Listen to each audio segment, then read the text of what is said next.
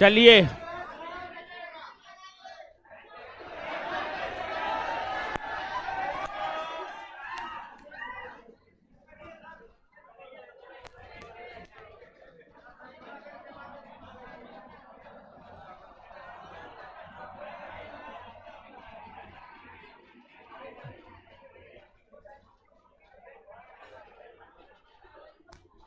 ये देखना है। ये हेलो, ज्योग्राफी का क्लास लगा दिया था का जी? इतिहास का लगा है ना जी? दिमाग उमाग है ना? हाँ,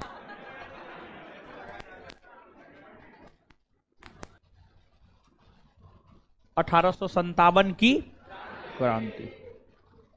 ठीक है, देखिए पिछले सेशन को अगर हम देखें तो पिछले सेशन में आपको थोड़ी बहुत जानकारी 1857 की क्रांति से हमने दिया था।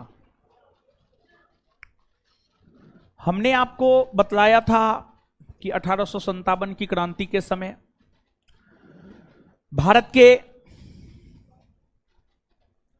गवर्नर जनरल कौन थे, बादशाह कौन थे, मुगल बादशाह कौन थे, इंग्लैंड के प्रधानमंत्री कौन थे, विरोधी दल के नेता कौन थे, ये सब बात हमने आपको बतलाया था। इसके अलावे हमने आपको यह भी बतलाया था कि 1857 के विद्रोह को 5 भागों में बांटकर हमें पढ़ना है। सबसे पहले 1857 के विद्रोह के स्वरूप और प्रकृति को देखना है, फिर कारण, और फिर प्रसार और नेतृत्वकर्ता, फिर असफलता के कारण और फिर परिणाम।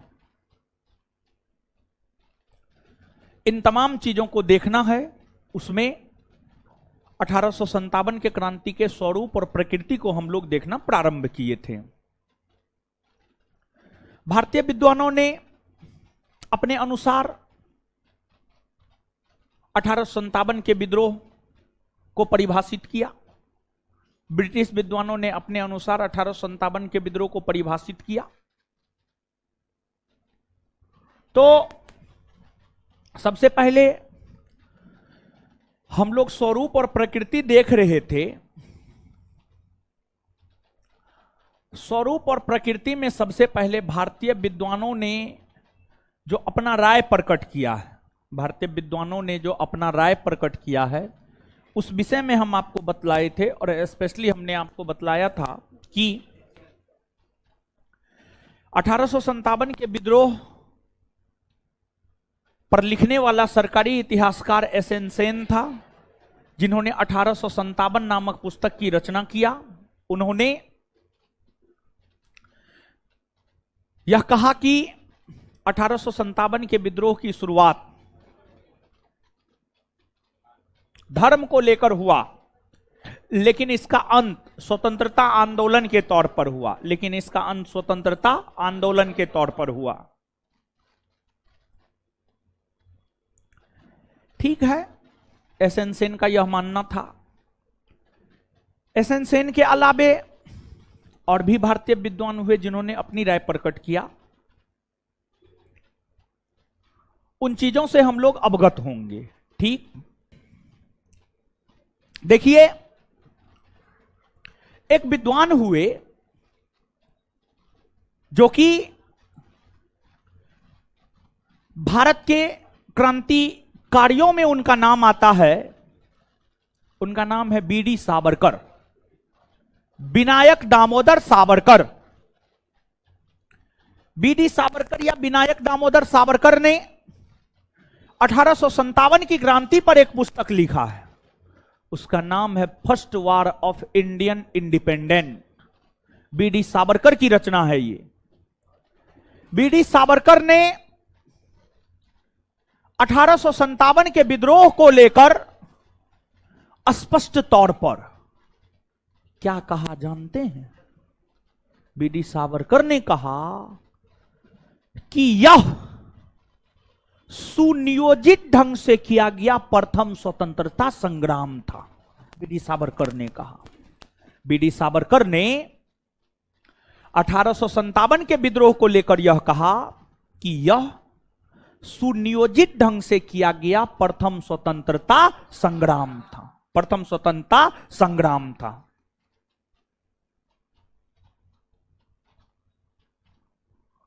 इसके बाद एक विद्वान आरसी मजूमदार हुए। आरसी मजूमदार ने 1857 के विद्रोह को लेकर क्या कहा? उन्होंने यह कहा कि यह न प्रथम, न राष्ट्रीय और न स्वतंत्रता आंदोलन है। आरसी मजूमदार का मानना था ना, इस स्वतंत्रता आंदोलन थोड़े है ना है, यह ना प्रथम, ना राष्ट्रीय और ना स्वतंत्रता आंदोलन है। फिर एक पंडित जवाहरलाल नेहरू हुए। उन्होंने कहा यह राष्ट्रीय विद्रोह नहीं था, क्योंकि इस समय तक भारत में राष्ट्रवाद का विकास नहीं हुआ था। यह राष्ट्रीय विद्रोह नहीं था क्योंकि इस समय तक भारत में राष्ट्रवाद का विकास नहीं हुआ। फिर एक हुए रामविलास शर्मा। रामविलास शर्मा का मानना था कि यह एक जनक्रांति थी। और रामविलास शर्मा ने 1857 के विद्रोह को जनक्रांति की संज्ञा इसलिए दिया क्योंकि अवध के क्षेत्र में आम जनता ने, आम लोगों ने पार्टिसिपेट किया था। और विद्रोह करने वाले जो सिपाही थे, विद्रोह करने वाले जो सिपाही थे, वो कौन था? वो भी तो आम जनता ही था। वो किसान था। विद्रोह करने वाले जो विद्रोही सिपाही थे, वो सिपाही के वेशभूषा में किसान था। यही कारण है कि जो आपको रामविलास शर्मा हुए, उन्होंने 1857 की क्रांति को जनक्रांति की संज्ञा दिया। फिर एक विद्वान हुए अशोक मेहता। बात अगर अशोक मेहता की करे तो अशोक मेहता ने 1857 के विद्रोह को लेकर यह कहा कि इसका जो स्वरूप था ना, वो राष्ट्रीय था। इसका जो स्वरूप था वो राष्ट्रीय था, ऐसा अशोक मेहता ने कहा है। तो कुल मिलाकर के आप अलग अलग विद्वानों के विचार से अवगत हुए। इसमें से मूलतः 3 विचार महत्वपूर्ण है। एगो एसेंसेन, दूसरा आरसी मजूमदार और तीसरा बीडी सावरकर। परीक्षा का क्वेश्चन बैंक पलट करके देखेंगे ना, तो बार बार इन्हीं तीनों विचारक का विचार 1857 के विद्रोह के संदर्भ में पूछा गया है। तो इसी आधार पर कहा जा सकता है कि अगर प्रश्न उठाएगा तो यहीं से उठाएगा, क्योंकि जो क्वेश्चन एक बार कहीं भी पूछ दिया है ना, वही क्वेश्चन आपके परीक्षा में पूछने की संभावना होती है। और मैक्सिमम केस में जो है वही क्वेश्चन आपसे आपके परीक्षा में पूछा जाता है, मैक्सिमम केस में। तो बताइए किसने कहा है यह सुनियोजित ढंग से किया गया प्रथम स्वतंत्रता संग्राम? बीडी। किसने कहा है? बीडी। किसने 1857 के विद्रोह को लेकर यह कहा है कि यह ना तो प्रथम, ना राष्ट्रीय और ना स्वतंत्रता आंदोलन था? आय किसने? क्लियर? क्लियर ना? हाँ। इसके बाद अब अंग्रेजों के विचार को जानिए। आखिरकार 1857 के विद्रोह को लेकर अंग्रेजों का क्या सोच था? अंग्रेज क्या सोचता था? अंग्रेज क्या सोचता था? देखिए, एक तो जैसे बीजेपी कोई अच्छा भी काम करेगा तो कांग्रेस उसको छोटा करके दिखाएगा। विद्रोह तो व्यापक और बड़ा था, लेकिन विद्रोह तो भारतीय सिपाही किए थे, तो अंग्रेज उसको बड़ा थोड़े दिखाता। अंग्रेज ने 1857 के विद्रोह को छोटा दिखाया, कहा हट ये कुछ था, कुछ नहीं था। चंद सिपाहियों का ये विद्रोह था, सिपाही विद्रोह था ये, और सिपाही विद्रोह भी छोटा मोटा था। तो अधिकतर अंग्रेज, जैसे जॉन सीले ने 1857 के विद्रोह को सिपाही विद्रोह कहा, मार्लेसन ने 1857 के विद्रोह को सिपाही विद्रोह कहा, ट्रेवेलियन ने 1857 के विद्रोह को सिपाही विद्रोह कहा। तो मैक्सिमम या अधिकतर अंग्रेज विद्वान इसको एक छोटा मोटा सिपाही विद्रोह के तौर पर दिखलाया। लेकिन अंग्रेजों में भी कुछ ऐसे विद्वान हुए जो थोड़ा सा बढ़ चढ़कर 1857 के विद्रोह के विषय में बतलाया। जैसे उस समय ब्रिटेन में विरोधी दल का नेता था डिजराइली। कौन था? डिजराइली। डिजराइली ने कहा कि यह सिपाही विद्रोह नहीं था, यह राष्ट्रीय स्तर पर होने वाला विद्रोह था, यह राष्ट्रीय स्तर पर होने वाला विद्रोह था, अर्थात यह एक राष्ट्रीय विद्रोह था। डिजराइली ब्रिटेन में विरोधी दल का नेता न था, तो उस सत्ता पक्ष को बढ़िया थोड़े बताएगा। देखिए एक बात जानिए आप, भारत 1947 में आजाद हो गया क्योंकि ब्रिटेन में लोकतंत्र था। और आप जानिए हर ब्रिटेन वासी खराब नहीं था, हर विद्यार्थी ऐसा नहीं है कि खराब है, हर विद्यार्थी ऐसा नहीं है कि होमवर्क नहीं करता है। लेकिन कुछ है जो होमवर्क नहीं करता है, उसके लिए हम क्या कहें? जो होमवर्क नहीं करता है ना, हमको किसी रोज मिल ना जाए कहीं पर, हमको खाली पता चल जाए, उसके बाद उसका हम देखते हैं क्या करें। अरे हम बता रहे हैं, आप समझ नहीं रहे हैं। देखिए हम पढ़े हैं, पढ़ के रिजल्ट लिए हैं, तो कैसे रिजल्ट होता है? बिना मेहनत का हो जाता है। इसलिए हमको बार बार बोलना पड़ता है, वो भाई क्या बोले है। हाँ, तो कुछ अंग्रेज बहुत अच्छे थे, और आप जानिए कि ब्रिटेन में लोकतंत्र था, इसलिए भारत को 1947 में आजादी मिल गई। अगर ब्रिटेन में राजतंत्र होता ना, भारत को बहुत दिन के बाद आजादी मिलता। लोकतंत्र था, विरोध होता था। बहुत सारे ऐसे ब्रिटेन वासी थे जो भारत के स्वतंत्रता आंदोलन के एकदम पूर्णता पक्षधर थे।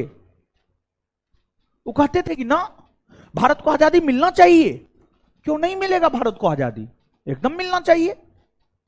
क्यों भारत के लोगों को अधिकार नहीं मिलेगा? एकदम मिलना चाहिए। बहुत सारे ब्रिटेन वासी भारतीय स्वतंत्रता आंदोलन के बड़ी समर्थक हुआ करते थे।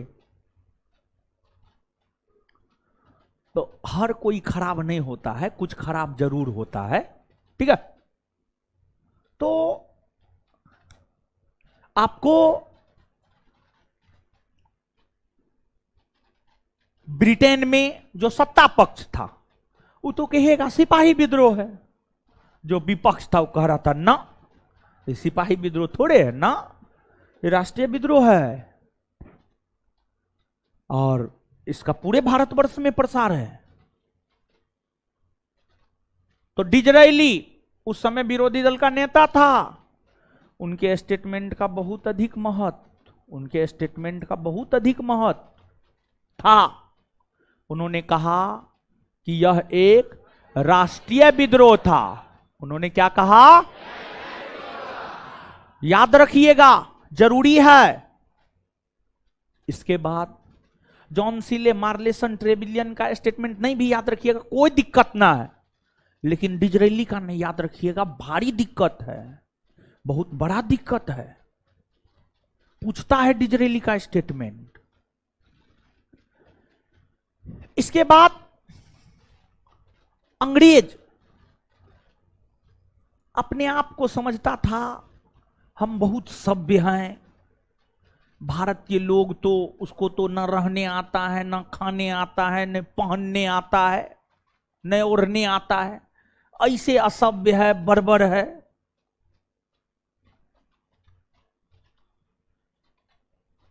तो ब्रिटेन वासी, ब्रिटिश लोग भारत के लोगों को पोटता था। पोटना का मतलब समझाते हैं? पोटना का मतलब समझ रहे हैं? बहलाना फुसलाना, बहलाना फुसलाना पोटना का मतलब होता है, ठीक है। उसको कहता था कि तुम लोग को कुछ आता है, कुछ नहीं आता, हम सिखाते हैं, सीखो तुम। तो जब 1857 की क्रांति हुई ना, तो एक था टी.आर. होम्स, उसने कहा कि यह सभ्यता और बर्बरता के बीच का युद्ध है। यहां पर सभ्यता शब्द का प्रयोग वो ब्रिटेन के लिए कर रहा था और बर्बरता शब्द का प्रयोग भारत के लिए कर रहा था। यानी उसका मानना था कि ब्रिटेन वासी एकदम सभ्य है और भारत के लोग असभ्य है, बड़बड़ है, मतलब कुछ नहीं आता है भारत के लोगों को। तो जो टी.आर. होम्स है, उसने 1857 के विद्रोह को लेकर यह कहा कि यह सभ्यता एवं बर्बरता के बीच का युद्ध है, बीच का युद्ध है।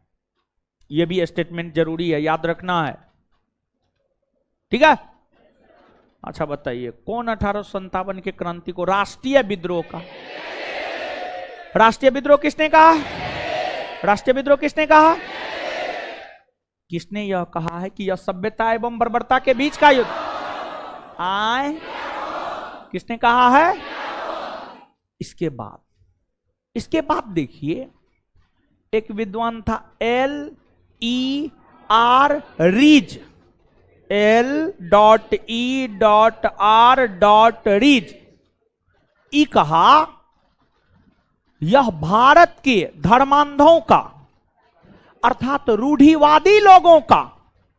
रूढ़िवादी किसको कहा जाता है जानते हैं? रूढ़िवादी मतलब जो जिनमें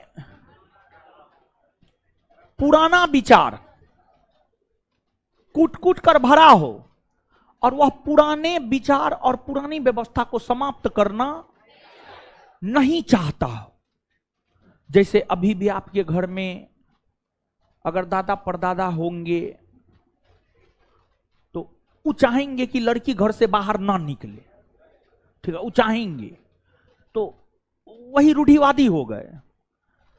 अरे लोग चांद पे चल गया है, मंगल पे चल गया है, सूरज पे चल गया है, अब भारत की लड़की घरों से ना बाहर निकले है। तो जो है आपको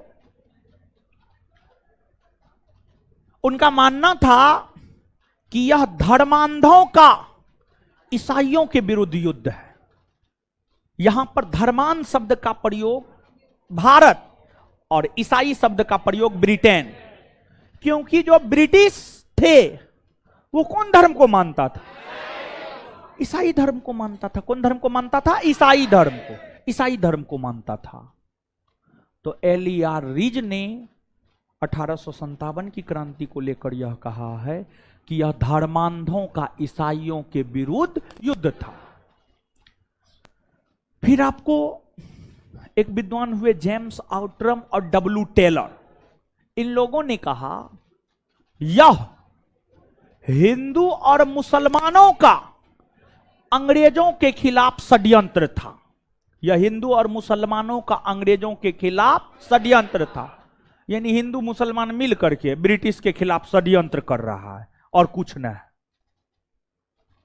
तो देख रहे हैं कैसन कैसन बात बोल रहा है ब्रिटिश सब। आए आई उसको नहीं पता था कि उसकी जो नीति थी, उसकी नीति शोषणकारी नीति थी।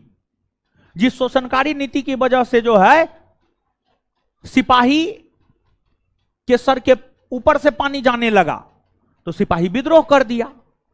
कभी कोई अपने दही को खट्टा कहेगा? नहीं कहता है। दही कितनों खट्टा कहेगा? एकदम फर्स्ट क्लास।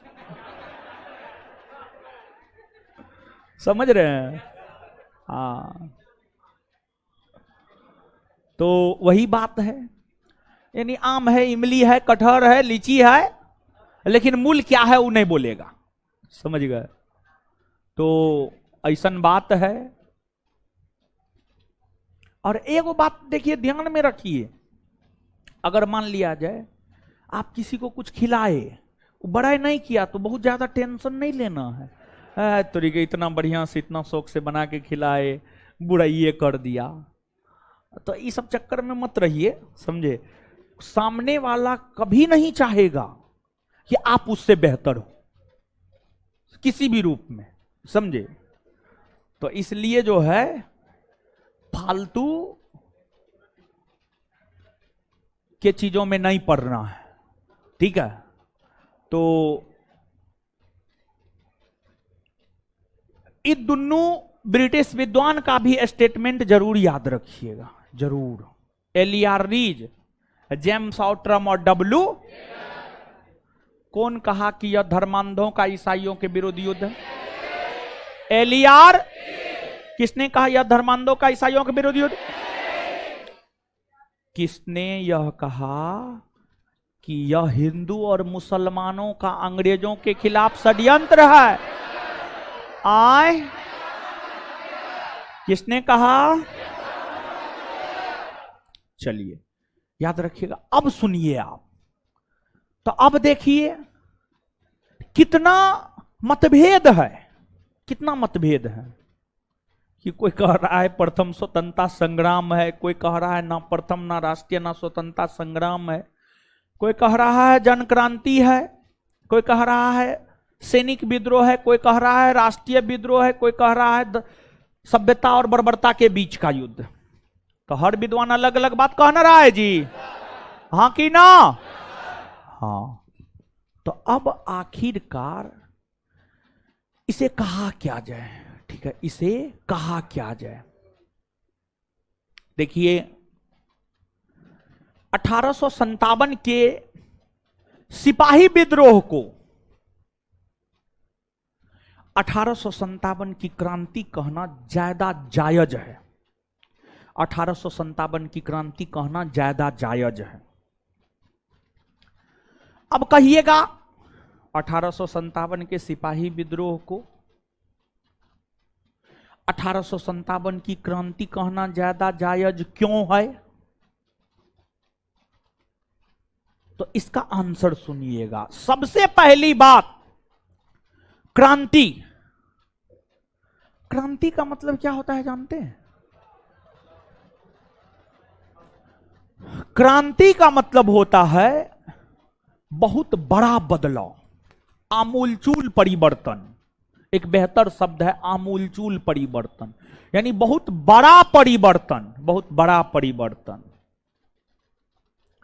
मतलब जैसे सूरज पूरब में उग रहा है, अचानक पश्चिम में उगने लगा। मतलब जैसे आप एकदम नहीं पढ़ते हैं, अचानक पढ़ने लगे। क्रांति कहना ज्यादा जायज है। अब क्रांति कहना क्यों ज्यादा जायज है?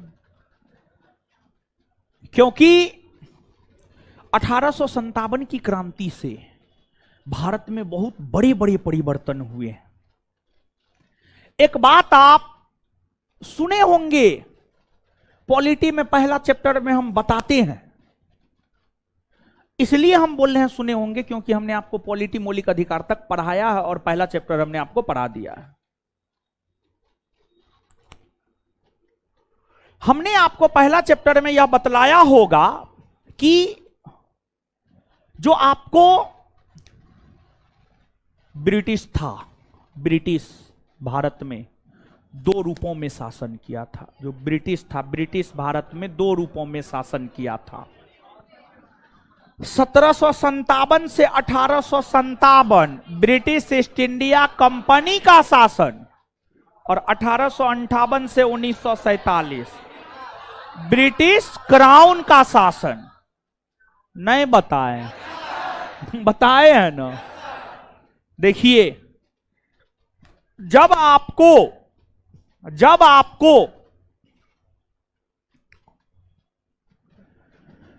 1857 की क्रांति हुई थी। जब आपको 1857 की क्रांति हुई थी, उस समय भारत में ब्रिटिश कंपनी का शासन था। उस समय भारत में ब्रिटिश कंपनी का शासन था। किसका शासन था? ब्रिटिश कंपनी का शासन था। ब्रिटिश कंपनी का शासन था। ब्रिटिश कंपनी का शासन था।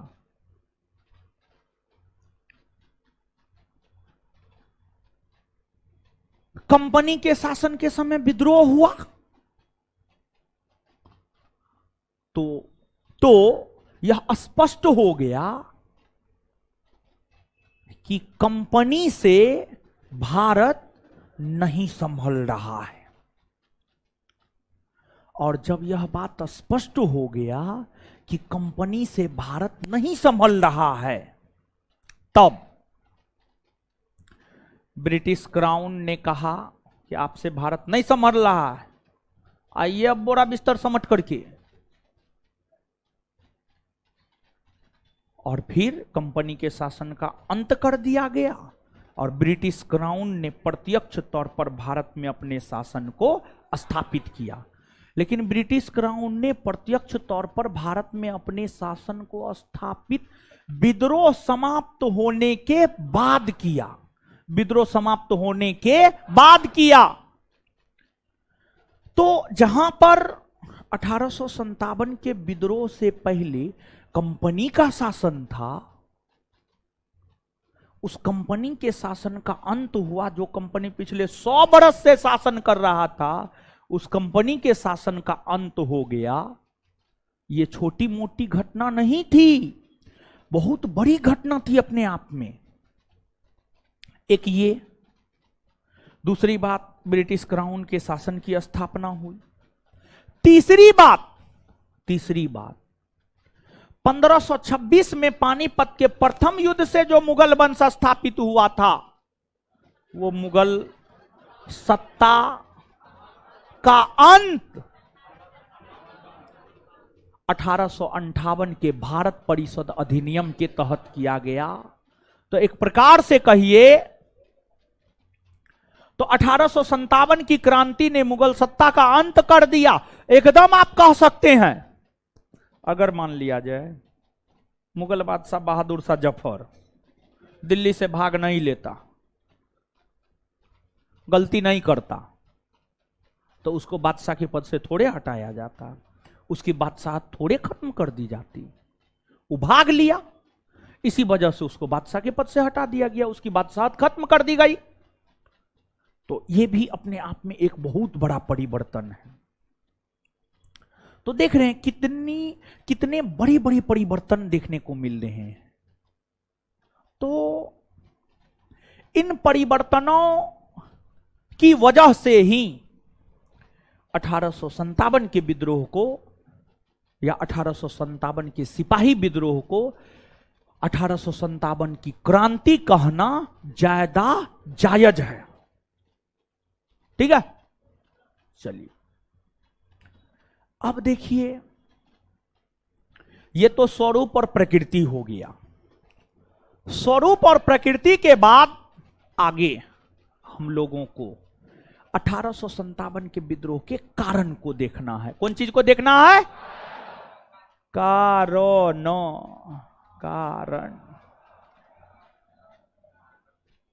कारण।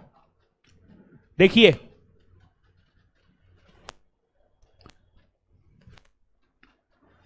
अठारह के विद्रोह का कारण,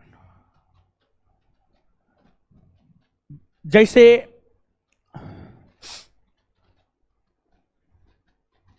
आपका ओवरऑल जीएस अच्छा होना चाहिए। History, polity, geography, physics, chemistry, biology, economics, current, math, reasoning, सब टोटल एवरेज में टोटल सब्जेक्ट होना चाहिए, रिजल्ट हो जाएगा। कोई भी एक गड़बड़ है, कोई भी एक एवरेज से बिलो है, रोड पे आप, ठीक है। इसलिए सब सब्जेक्ट को लेकर के चलना है, किसी सब्जेक्ट को इग्नोर नहीं करना है। ये अनुभव के आधार पर बोल रहे हैं, ठीक है। इस बात को दिलो दिमाग में बैठाइए। वैसे ही 1857 के विद्रोह के कई कारण थे। राजनीतिक कारण, सामाजिक कारण, धार्मिक कारण, सैन्य कारण, आर्थिक कारण, तत्कालिक कारण। History, polity, geography, physics, chemistry, biology, economics, current, math, reasoning बराबर रिजल्ट। एस्थेटिक कोई सब्जेक्ट ना है, सब सब्जेक्ट का ही कुछ कुछ पॉइंट एस्थेटिक है, तो सब सब्जेक्ट बोल दिए तो एस्थेटिक बोलने का कोई जरूरत नहीं है। एस्थेटिक में क्या रहता है? सबसे ऊंचा बांध कौन, सबसे लंबा बांध कौन, सबसे बड़ी नदी कौन, भारत का प्रथम प्रधानमंत्री कौन, तो यही ना रहता है। तो हिस्ट्री, पॉलिटी, ज्योग्राफी यही सब, समझ गए? एस्थेटिक यानी मास्टर कुछ कह दे बस हो गया एस्थेटिक। एस्थेटिक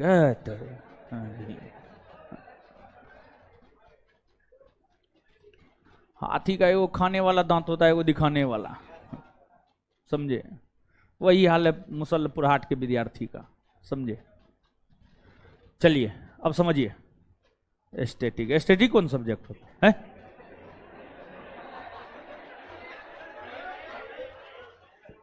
चलिए तो हाँ, एग्जाम्पल देना मुश्किल है कुछ भी बोलते, एको को बात नहीं जाया जाने देगा। उतना मेहनत अपना अथी पर कर ले तो रिजल्ट हो जाएगा। जिसका बाल उड़ रहा वो समझ जाइए बेईमान है, वो पढ़ने में बेईमानी करता है। बेईमान है मतलब हम ही नहीं कहते किसी का पैसा खाता है ना, पढ़ने में बेईमानी करता है। चलिए अब समझिएगा आप, क्लास में मजाक में कुछ बोल दे उसको सीरियसली नहीं लेना। दीदी जी लोग आप लोग को भी बोल रहे हैं, ठीक है? बहुत दिन रहते हैं आप लोग के साथ तो हंसी मजाक काफी लोग से ना करेंगे, कोई तो है भी नहीं कि उससे हंसी मजाक करें। चलिए शांत रहिए, अब आगे आइए। कारण 1857 के विद्रोह के राजनीतिक, सामाजिक, धार्मिक, आर्थिक, सैन्य, तत्कालिक, ये सभी कारण थे। देखिए 1857 का विद्रोह अगर देखा जाए तो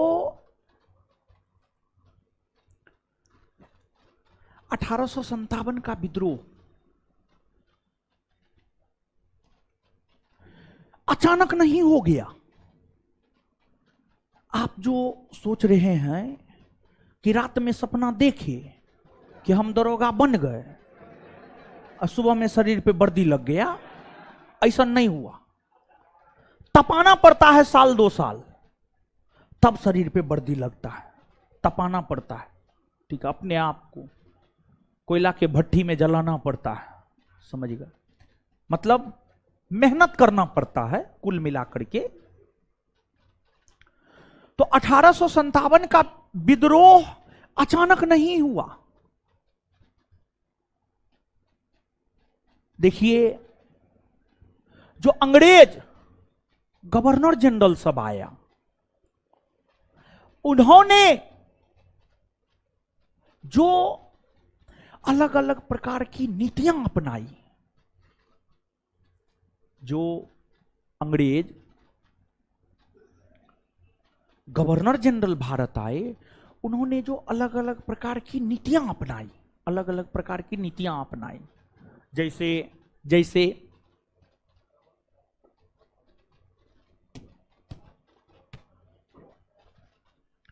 जैसे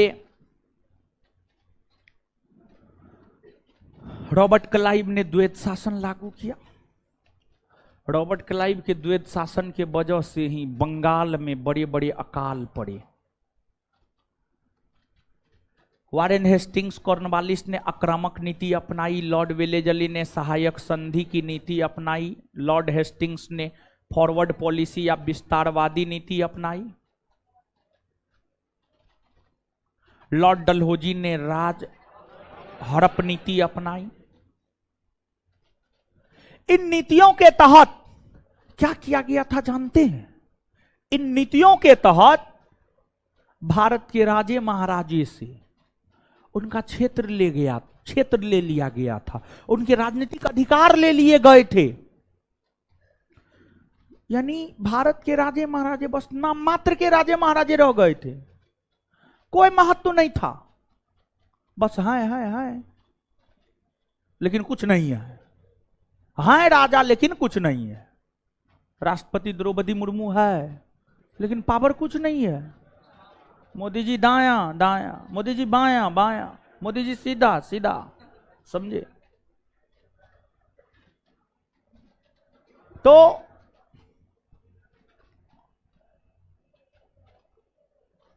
ये जो अंग्रेजों की नीतियां थी, अंग्रेजों की नीतियों की वजह से भारत के राजे महाराजे असंतुष्ट हुए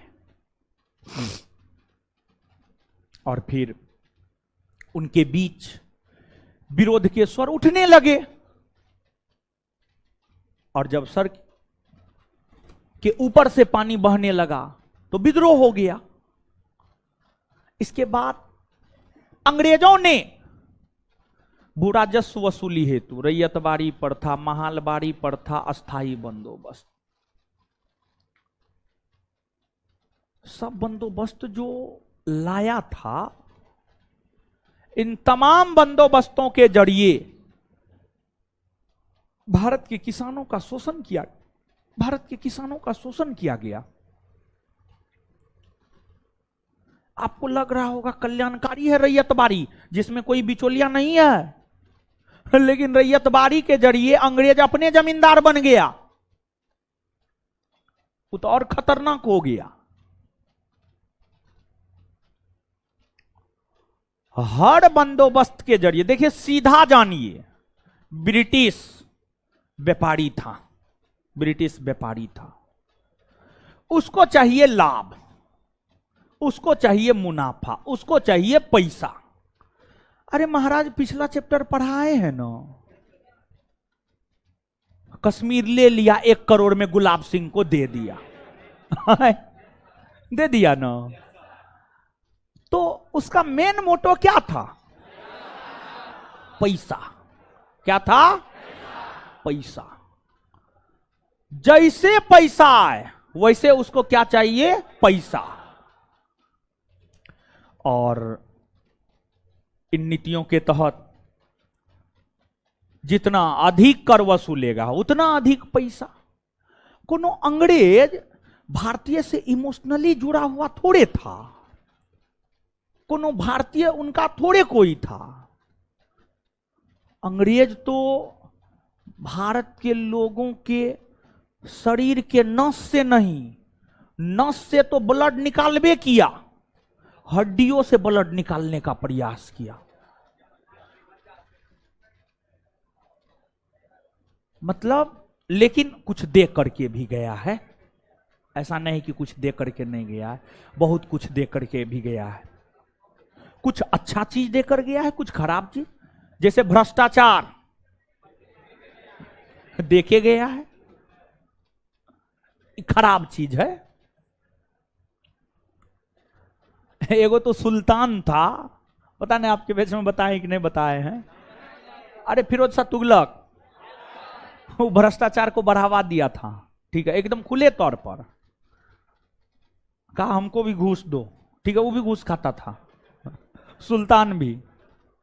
अब ठीक है, नीतीश कुमार को थाना से पैसा पहुंचता है, अब नीतीश कुमार कहेगा कि नहीं हमको थाना से पैसा पहुंचता है, नहीं थाना वाला हमको दो, ऑन मीडिया आकर के, तो ये बात सही नहीं ना है, ठीक है ना। इलेक्शन में नेता सब जो है पैसा लेता है, ठीक है, एकदम। पूरा भारत का जो सिस्टम है ना जी, जब सिस्टम को थोड़ा नजदीक से जानिएगा ना, नफरत हो जाएगा, नफरत, समझ गए, 100% नफरत हो जाएगा। और उस सिस्टम के भीतर घुस करके सिस्टम जैसा बनना पड़ेगा। और अगर सिस्टम के भीतर घुस करके सिस्टम जैसा ना बने, हमेशा सस्पेंड रहिएगा, समझ गए। तो एकदम सिस्टम के भीतर घुस के सिस्टम ही को बेच देना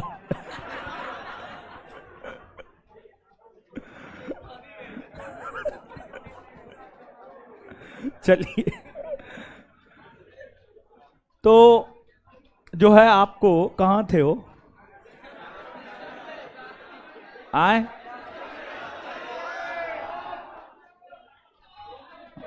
कारण बता रहे थे, कारण।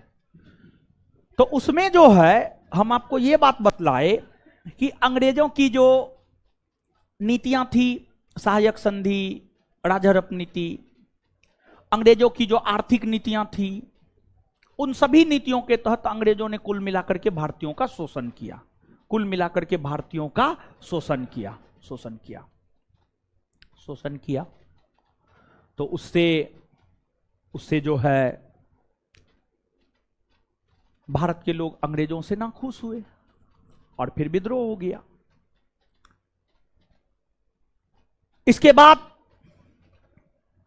आपको जो ब्रिटिशों का भारत में शासन था, ब्रिटिशों के पास अपनी एक सेना थी।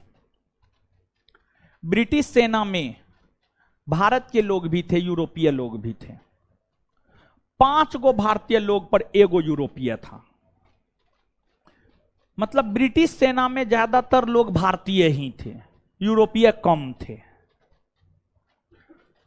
लेकिन फिर भी भारतीयों को अपमान का सामना करना पड़ता था, भारतीयों को कम वेतन मिलता था, भारतीयों को छोटा मोटा पद मिलता था। इन बातों से भारतीय मूल के ब्रिटिश सिपाही खुश नहीं थे। फिर आपको भारत में कुछ प्रथाएं जो लंबे काल से चली आ रही थी, सती प्रथा, ठगी प्रथा, दास प्रथा, हिंदू महिलाओं को जो विधवा होने के बाद विवाह करने का अधिकार नहीं था, फिर से विवाह करने का अधिकार दिया गया, हिंदू विधवा पुनर्विवाह अधिनियम। तो ये जो तमाम प्रथाएं जो भारत में प्राचीनतम काल से अस्तित्व में था, इन प्रथाओं को अंग्रेजों ने बंद किया। ये कहिए तो अंग्रेजों की एक बहुत बड़ी देन है, बहुत बड़ी देन है। ये सकारात्मक परिवर्तन है, सकारात्मक परिवर्तन है। सती प्रथा एकदम जायज नहीं है। अरे ई कौन प्रथा हुआ कि जो है हस्बैंड मर गया तो पत्नी को जीने का अधिकार नहीं? ये एकदम जायज नहीं था, ये एकदम गलत था। हर किसी का अपना जीवन है, हर किसी का अपना उम्र है, हर किसी को जीने का अधिकार है। तो ये सब जो अंग्रेजों ने परिवर्तन किया, ये सब सकारात्मक परिवर्तन थे, ये सब सकारात्मक परिवर्तन थे। ये अच्छा काम किया अंग्रेजों ने। लेकिन इसका भी विरोध हुआ भारत में। आप भ्रम में मत रहिए कि अच्छा काम का विरोध नहीं होता है, अच्छा काम का भी विरोध होता है, एकदम होता है। मोदी जी बहुत सारे अच्छे काम किए हैं, कांग्रेस उसका विरोध नहीं करता है। कांग्रेस के विचारधारा वाले लोग विरोध नहीं करता, एकदम करता है। उनका काम ही है विरोध करना, करेगा, ठीक है। तो भारत में जो पढ़े लिखे लोग थे उसने तो समर्थन किया कि नहीं ये तो जायज नहीं है। लेकिन जो रूढ़िवादी थे, पुराने सोच के थे, ने फलना हुआ है तो फलना होगा ना, ऐसा ना। अरे समय और परिस्थिति के अकॉर्डिंग जो है सब चीज होता है, डिसीजन लेना पड़ता है। जैसे हम ही अगर मान लिया जाए अभी नोटिफिकेशन नहीं देता तो सुबह में हम आपको थोड़े बुलाते, नहीं बुलाते, आराम से आपके बैच में 21 दिन ज्योग्राफी पढ़ाते, लेकिन अभी 3 दिन पढ़ा रहे हैं ना। तो समय और परिस्थिति के अकॉर्डिंग डिसीजन लेना पड़ता है, समझ रहे हैं। तो यही बात है। ये तो सामाजिक, आर्थिक, राजनीतिक, धार्मिक चीजों की चर्चा हमने आपके साथ की, और यहां पर हम विस्तार पूर्वक इसलिए नहीं जा रहे हैं क्योंकि यहां से प्रश्न नहीं पूछता है। लेकिन फिर भी थोड़ा बहुत बता दिए हैं, एक आधार दे दिए हैं, एक बेस दे दिए हैं सोचने के लिए। यहां से प्रश्न नहीं पूछता, प्रीलिम्स परीक्षा में नहीं पूछता, मेंस में पूछता है। बीपीएससी का मेंस देंगे, यूपीएससी का मेंस देंगे, वहां से पूछता है, लेकिन प्रीलिम्स में नहीं पूछता है। तो आपको तो प्रीलिम्स पास करना है। इसके बाद मेन है तत्कालिक कारण। मेन है तत्कालिक कारण। अभी तक जो है ना, अभी तक कारण वाला में जो भी बता नहीं हो याद रखिएगा ना, तो परीक्षा के सेहत पर कोई असर नहीं पड़ेगा, लेकिन आगे जो बताने जा रहे हो उसको याद रखिएगा। तत्कालिक कारण,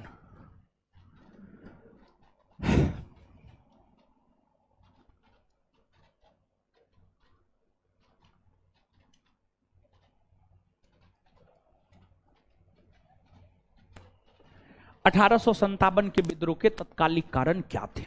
तत्कालिक कारण को हमें समझना। देखिए, जो 1857 का विद्रोह है उसका तात्कालिक कारण यह है कि ब्रिटिश सेना में ब्राउन बेस नामक राइफल हुआ करता था। ब्राउन बेस, ब्राउन बेस हुआ क्या, इससे अच्छे तकनीक के राइफल का खोज हो गया जिसका नाम था एनफील्ड राइफल। और जब इससे अच्छे तकनीक के राइफल एनफील्ड राइफल का खोज हो गया तो अंग्रेजों ने यह निर्णय लिया कि सेना से जो है ना ब्राउन बेस राइफल हटा दिया जाए, ब्राउन बेस राइफल हटा दिया जाए और इसके स्थान पर एनफील्ड राइफल शामिल किया जाए।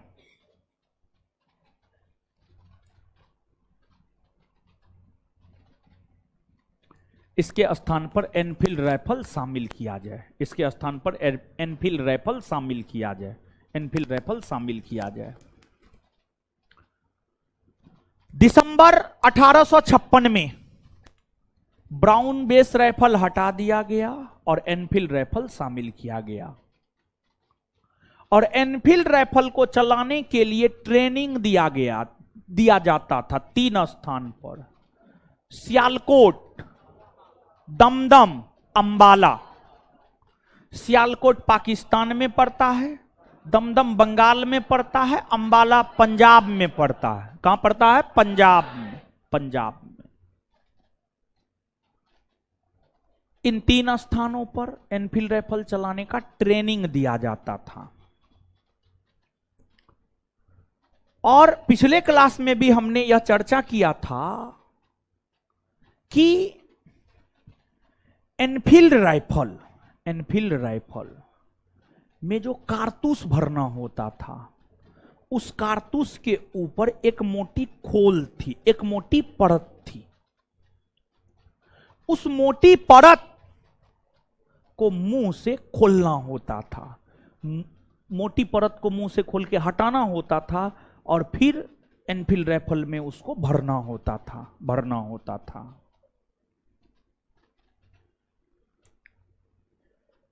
तो वो जो कारतूस के ऊपर मोटी खोल था, उस मोटी खोल को लेकर यह अफवाह फैला कि उसमें गाय और सूअर की चर्बी मिली हुई है।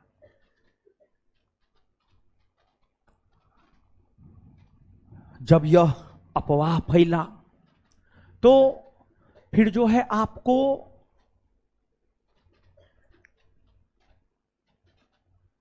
मंगल पांडे बड़ी स्वाभिमानी थे, वो पता करने लगे कि बात सत्य है या असत्य। मंगल पांडे जब पता किए ना तो उन्हें पता यह चला बात तो सत्य है कि उसमें गाय और सूअर की चर्बी मिली हुई है। और जो आधुनिक रिसर्च हुआ है, आधुनिक अनुसंधान हुआ है, आधुनिक अनुसंधान यह बतलाता है कि यह बात सत्य था। क्योंकि अंग्रेज चाहता क्या था?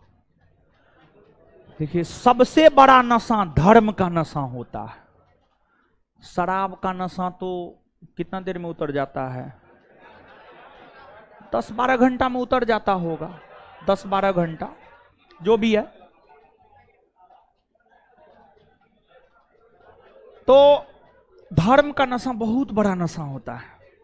धर्म का नशा ऐसा नशा है, उससे पूछा जाएगा क्या चाहिए? रोजगार, रोटी, कपड़ा ना, हमको चाहिए राम मंदिर, हमको ना चाहिए रोटी कपड़ा मकान, हमको चाहिए राम मंदिर। धर्म का नशा जिसको चढ़ गया है, ठीक है, सही नशा न है। तो अंग्रेज क्या चाहता था कि क्यों ना हम भारत के लोगों के धर्म को नष्ट कर दे। देखिए, अंग्रेज का कोई एक उद्देश्य भारत में नहीं था। अंग्रेज का एक उद्देश्य तो भारत में था लंबे समय तक शासन करना, पैसा कमाना और ईसाई धर्म का प्रचार प्रसार करना, ये सब उद्देश्य था अंग्रेज का। तो अंग्रेज यह चाहता था कि भारत के लोगों के धर्म को नष्ट कर देते हैं। अब बाद में बताएंगे आपका तो धर्म हम नष्ट कर दिए, बाद में उसके पास कोई रास्ता रहेगा नहीं तो ईसाई धर्म को अपना लेगा। तो अंग्रेज भारत के लोगों के धर्म को नष्ट करना चाहता था, भारत के लोगों के धर्म को नष्ट करना चाहता था, और इसलिए ऐसा काम किया कि उस कारतूस के ऊपरी खोल में गाय और सुअर दोनों की चर्बी मिला दिया। गाय हिंदुओं के लिए और सुअर मुसलमानों के लिए। गाय का मीट जो है हिंदू नहीं खा सकता है और सुअर का मुस्लिम नहीं। अगर ऐसा करता है तो फिर उसका धर्म नष्ट हो जाता है, ऐसा माना जाता है। तो अंग्रेज ऐसा किया। मंगल पांडे को पता चला, मंगल पांडे बंगाल के बैरकपुर के 34वीं नेटिव इन्फेक्ट्री से बिलोंग करते थे। और ध्यान रहे, उत्तर प्रदेश के थे मंगल पांडे, बंगाल के नहीं थे। हाँ, उत्तर प्रदेश के थे, बलिया के थे, उत्तर प्रदेश के थे। अब ध्यान में नहीं है एग्जैक्ट कहां के थे, हाँ जो भी है, हाँ ठीक है, बलिया के थे, ठीक है, उत्तर प्रदेश के थे मंगल पांडे। लेकिन बंगाल के 34वीं नेटिव इन्फेक्ट्री में सेवा दे रहे थे। तो जो है मंगल पांडे को पता चला, मंगल पांडे बड़ी स्वाभिमानी प्रकृति के थे। उन्होंने कहा ना, हम ना चलाएंगे राइफल, एकदम ना चलाएंगे। तो उनसे जो बड़े अधिकारी थे जनरल ह्यूडसन और जनरल बाग, दबाव बनाया, चलाना ही पड़ेगा, कैसे ना चलाएगा। गुस्सा से तिमतिमाए मंगल पांडे, दुन्नू को उड़ा दिए।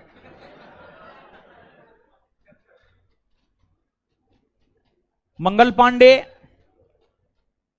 पर जब उनके बड़े अधिकारियों ने दबाव बनाया तो मंगल पांडे ने 29 मार्च 1857 को 29 मार्च 1857 को अपने बड़े अधिकारी जनरल ह्यूडसन और जनरल ह्यूडसन और जनरल बाग की गोली मारकर हत्या कर दिया। तत्पश्चात मंगल पांडे को पकड़ लिया गया और मंगल पांडे को पकड़कर 8 अप्रैल 1857 को फांसी पर चढ़ा दिया गया। 8 अप्रैल 1857 को फांसी पर चढ़ा दिया गया। मंगल पांडे की जो घटना थी, उस घटना को अंग्रेजों ने दबाने का प्रयास किया और दबा भी दिया घटना, लेकिन फिर भी चिंगारी उठ चुकी थी। मंगल पांडे को जानने वाले जो लोग थे वो जान चुके थे, बंगाल के 34वीं नेटिव इन्फेक्ट्री के सिपाही जान चुके थे।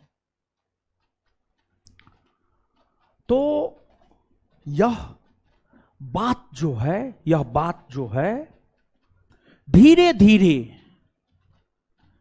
फैला और धीरे धीरे कम ही दिनों में बहुत अधिक फैल गया। और फिर जिन भी नेटिव इन्फेक्ट्री के सिपाहियों को पता लगा कि ऐसा बात है, और उसमें स्वाभिमानी सिपाही सब थे। देखिए, सिपाहियों में, आदमियों में क्या होता है, बहुत स्वाभिमानी होता है। बहुत तो एकदम होता है दालों में हाँ, भातों में हाँ, सब्जियों में हाँ, सब चीज में हाँ, लेकिन बहुत होते हैं दाल में हाँ तो हाँ, भात में ना तो ना। तो जो दाल में हाँ तो हाँ, भात में ना तो ना कह रहे हैं, मतलब वो स्वाभिमानी है। और जो सब चीज में हाँ कह रहे हैं, मतलब वो गड़बड़ है, समझे। और अभी का टाइम ऐसा है, आप सब चीज में हाँ ही कहना होगा, मतलब बीचे वाला रास्ता अपनाना होगा अभी के समय में। देखिए बहुत चीज ऐसा होता है जो कहने के लिए बहुत सुंदर है लेकिन लागू नहीं होता है, समझे। तो बात ऐसा है। तो मंगल पांडे की गोली मारकर हत्या कर दी गई, सॉरी, मंगल पांडे को फांसी पर लटका दिया गया।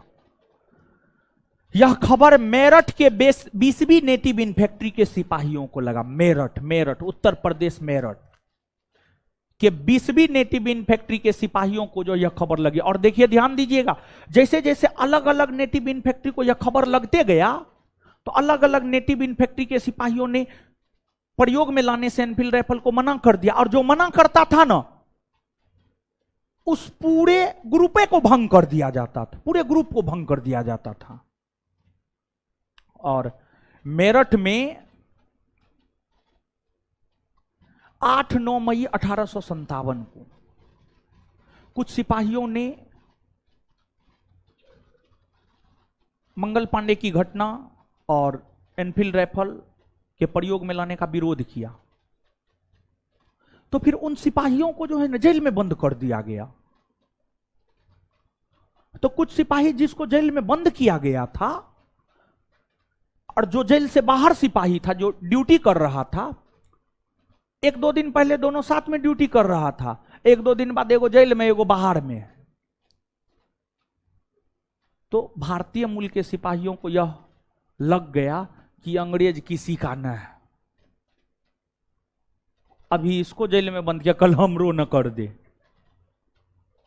तो फिर जो जेल से बाहर जो था और जो जेल के अंदर था, सब मिल के प्लान बनाया। जो जेल के बाहर है, जो जेल के अंदर है, सब मिल करके प्लान बनाया। और फिर मेरठ के 20वीं नेटिव इन फैक्ट्री के सिपाहियों ने 10 मई 1857 से खुले तौर पर विद्रोह का सूत्रपात कर दिया मेरठ से। मेरठ में भयावह दृश्य बन गया, सब अंग्रेज भागा, एजीटी जैसे तैसे भागा जान बचा करके। सिपाही मेरठ के 20वीं नेटिव इन फैक्ट्री के सिपाहियों ने 10 मई 1857 से 1857 के विद्रोह की शुरुआत किया। सिपाहियों के दिमाग में यह था, लड़ेंगे तो हम, लेकिन एगो सेनापति होना चाहिए, बिना सेनापति का लड़ना सही ना है। विद्रोह की शुरुआत कर दिया और सिपाही भागते भागते गया मुगल बादशाह के पास, मुगल बादशाह बहादुर शाह जफर के पास। और विद्रोह करने वाले सिपाहियों ने मुगल बादशाह बहादुर शाह जफर को कहा कि आप इसका नेता बनिए। बहादुर शाह जफर तैयार नहीं हुआ, कहा ना ना। फिर उसकी पत्नी थी जीनत महल, जीनत महल, जीनत महल कही हां भाग लेना है, ऐसे भी तो आप अपमानित हो रहे हैं। डलहौजी कह रहा है मुगल बादशाह लाल किला के बजाय कुतुब मीनार में रहेगा, कैनिंग कह रहा है आपके बाद बादशाह नहीं बल्कि राजा या शहजादा कहलाएंगे, आप लाल किला तक सिमट कर रह गए हैं। उकसाई, उकसाई पत्नी उसकी, उकसाई, ठीक है।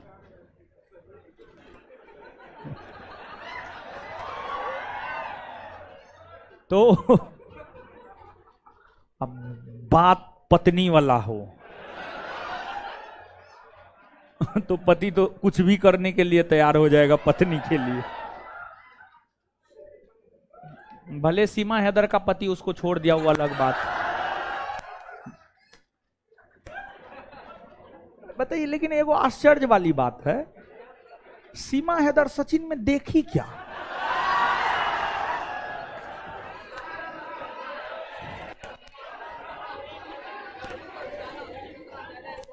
है? उसका हस्बैंड, हम डिबेट देखे हैं, उसका हस्बैंड कितना हट्ठा कट्ठा, लंबा चौड़ा तागड़ा है, बताइए। 4 गो बच्चा था उसको, समझे। खैर कहा जाता प्रेम अंधा होता। चलिए, आए होगा पिता, अब उतना तो नहीं पता है। एगो डिबेट देखे थे उसी टाइम में, जो है टीवी पे आया था वो सब का डिबेट, ठीक है, तो उसी में देखे। चलिए, तो जीनत महल जो है ना, बहादुर शाह जफर को तैयार की, कहेगी ना भाग लीजिए, जो होगा देखा जाएगा। अगर मैं भी अंग्रेज चल गया, फिर तो आप भारत का बादशाह बन जाइएगा, फिर तो आपका बल्ले बल्ले है, समझे। तो फिर जीनत महल के कहने पर तैयार हुआ बहादुर शाह जफर, और बहादुर शाह जफर कहा ठीक है, करेंगे नेतृत्व। फिर सिपाहियों ने कहा कि आप ऐसा कीजिए कि भारत के जितने भी राजे महाराजे हैं, सबके नाम एक खत लिखिए और कहिए कि इस संघर्ष में भारत के राजे महाराजे सिपाहियों का साथ दे, विद्रोही सिपाहियों का साथ दे। तो विद्रोही सिपाहियों के कहने पर बहादुर शाह जफर भारत के राजा महाराजाओं के नाम से खत लिखा और कहा कि विद्रोही सिपाहियों का साथ दिया जाए। लेकिन उनका चलता नहीं था, तो कोई बात नहीं माना। ये जो कहिएगा कोई उनका बात माना ना, बस एक औपचारिकता पूरा हुआ और कुछ नहीं, सिर्फ औपचारिकता पूरा हुआ और कुछ नहीं। और फिर जो है विद्रोह चलने लगे। दिल्ली में विद्रोह की शुरुआत हुई 12 मई 1857। आगे बात करेंगे विद्रोह की, लेकिन उससे पहले एक बात जानिए कि 1857 के विद्रोह की शुरुआत 10 मई 1857 से हुई है, मेरठ से।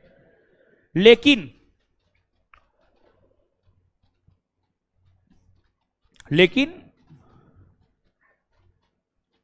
जो मंगल पांडे है, मंगल पांडे को फांसी की सजा दी गई है 8 अप्रैल 1857।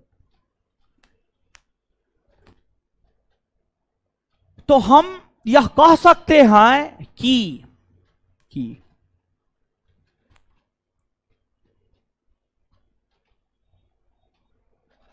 मंगल पांडे 1857 के विद्रोह के एक ऐसे नेता हुए जो विद्रोह शुरू होने से पहले ही शहीद हो गए। आपसे पूछा जाता है 1857 के विद्रोह के कौन ऐसे नेता हुए जो विद्रोह शुरू होने से पहले ही शहीद हो गए? तो आंसर मंगल। चलिए, तो ये कारण हुआ। अब आइए विस्तार देखते हैं, ठीक है, विस्तार। लेकिन उससे पहले याद करते हैं कुछ चीज को। बताइए हो, पहला क्वेश्चन, 1857 के विद्रोह का तत्कालिक कारण क्या है? चर्बी युक्त कारतूस वाले एनफील्ड राइफल का शामिल किया जाना। चर्बी युक्त कारतूस वाले एनफील्ड राइफल का शामिल किया जाना। क्लियर? एक बार फिर से बताइएगा, 1857 के विद्रोह का तत्कालिक कारण क्या था? अच्छा, एनफील्ड राइफल कौन राइफल के स्थान पर शामिल? कौन राइफल? ब्राउन बेस कब शामिल किया गया? दिसंबर 1800। कब शामिल किया गया? दिसंबर 1800। कब शामिल किया गया? दिसंबर 1800। क्लियर है? चलिए इसके बाद आगे बताइएगा, एनफील्ड राइफल चलाने के लिए जो है आपको ट्रेनिंग कहां कहां दिया जाता था?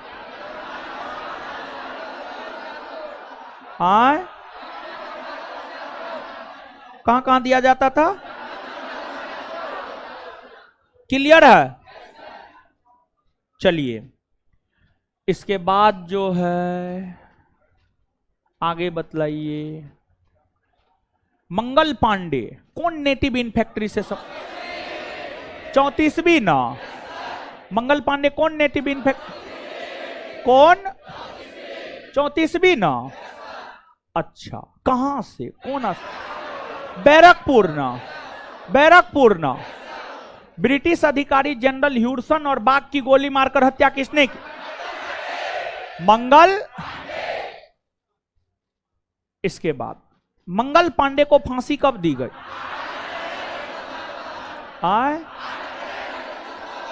8 अप्रैल। 8 अप्रैल।